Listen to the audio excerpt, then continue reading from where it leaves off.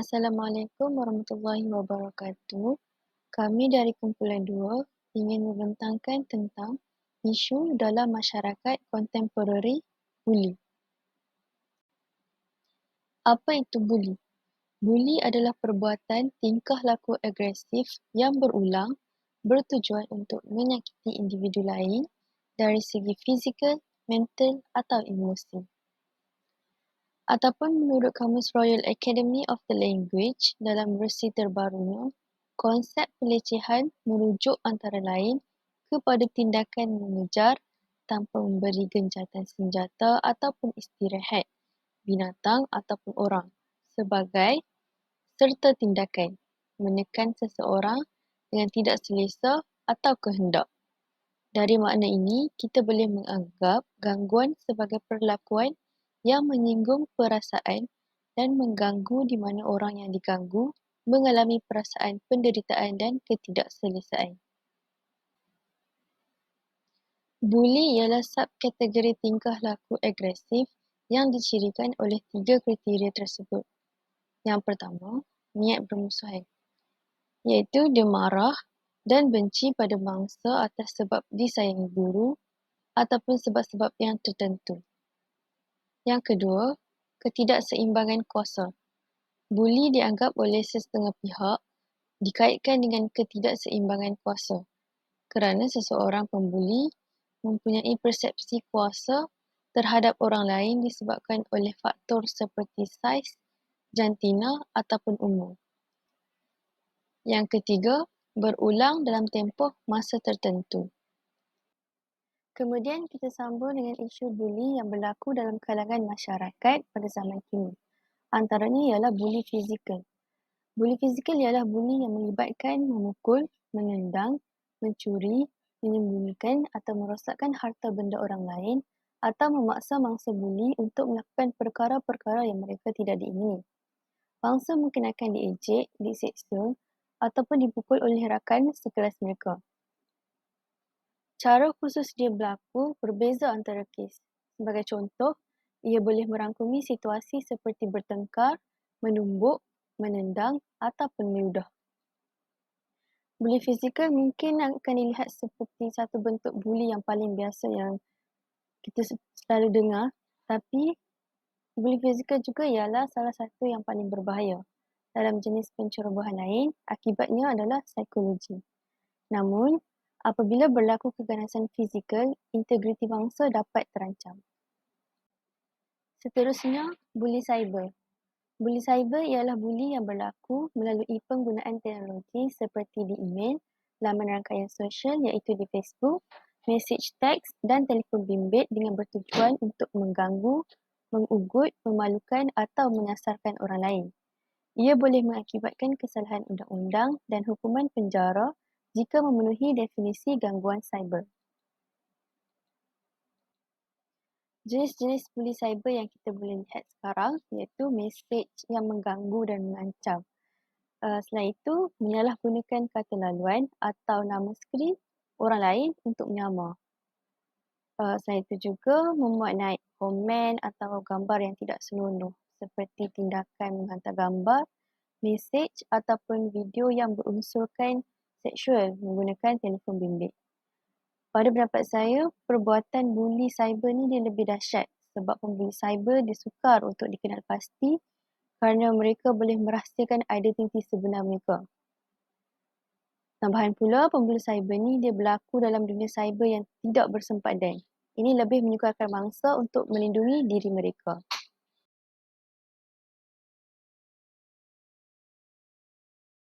Faktor berlakunya buli adalah pengaruh rakan. Kebanyakan ibu bapa pada zaman sekarang berkerjaya dan tidak mempunyai masa untuk bersama dengan anak-anak mereka.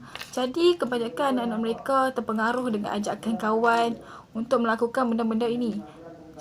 Kerana mereka lebih banyak meluangkan masa bersama rakan berbanding dengan keluarga masing-masing. Seterusnya adalah pengaruh televisyen dan media massa.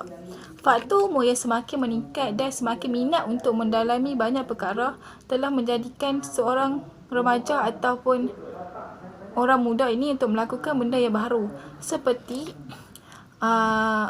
terjebak dalam cerita KL Gangster yang membuatkan mereka ingin menunjukkan kekuasaan mereka dalam pembulian.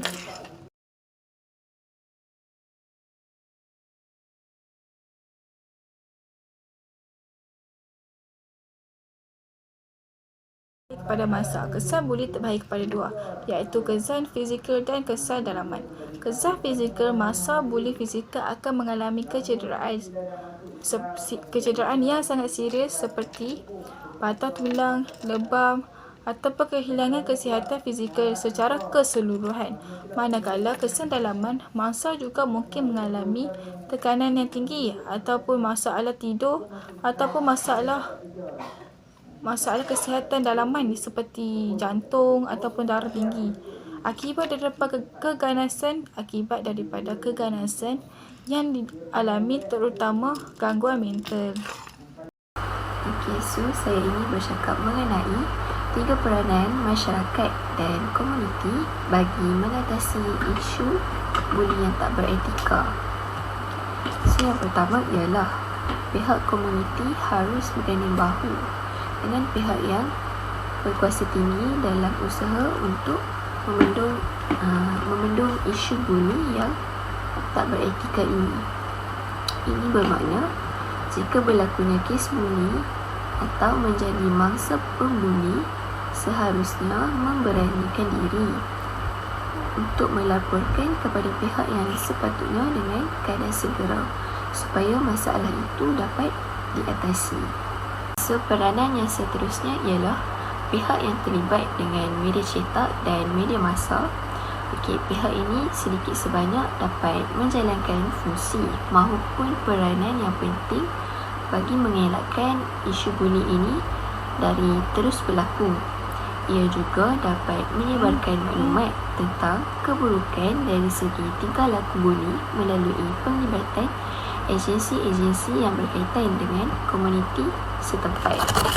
Okey, so kolaborasi pihak ini dengan agensi-agensi yang berkaitan adalah perlu, sebagaimana seperti pihak PDRM, unit pengurusan psikologi setempat, bagi membantu meningkatkan statistik penurunan isu buli di negara ini.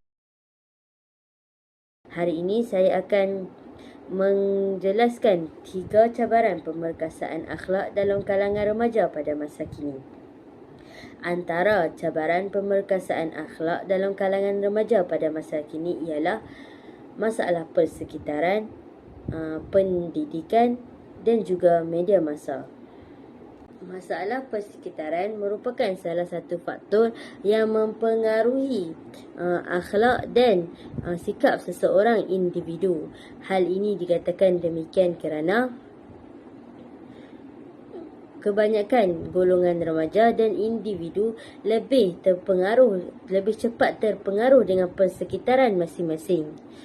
Sebagai contoh, ibu bapa perlulah menerapkan nilai murni dalam diri anak-anak dari sejak kecil lagi.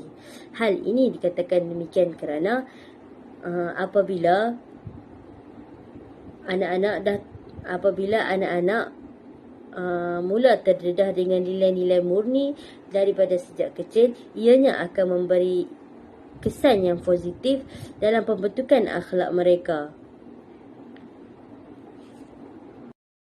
Jika seseorang individu dididik oleh ibu bapa tanpa nilai murni dan tidak dididik daripada sejak kecil lagi tentang adab dan akhlak, ianya mempengaruhi diri mereka sehinggalah mereka besar, kerana persekitaran mereka yang negatif mempengaruhi akhlak dan sikap mereka sehingga mereka dewasa.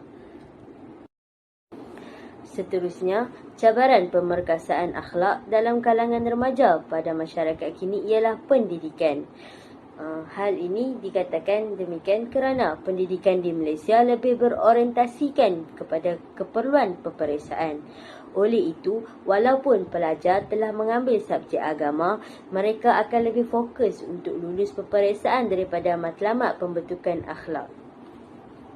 Segala pembelajaran moral dan nurani hanya terletak atas kertas sahaja dan tidak digunakan untuk kebaikan manusia. Kesannya, para pelajar tidak mengamalkan nilai-nilai murni yang dipelajari di sekolah ataupun di mana-mana institut pengajian ataupun sebagainya.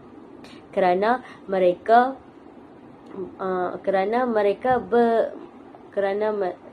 tujuan mereka mempelajari nilai murni, pendidikan moral, subjek agama itu hanyalah dengan tujuan untuk lulus peperiksaan. Akhir sekali, cabaran pemerkasaan akhlak dalam kalangan remaja pada masa kini ialah media massa.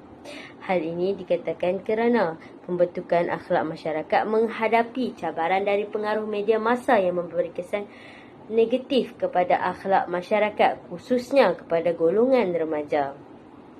Dengan bermotifkan keuntungan, sesetengah media massa seolah-olah tidak menghiraukan langsung bahawa program-program, tulisan, rancangan-rancangan yang disajikan dan bahan-bahan yang dipaparkan kepada golongan masyarakat membawa wujudnya sikap hedonisme, iaitu sikap hiburan secara berlebihan.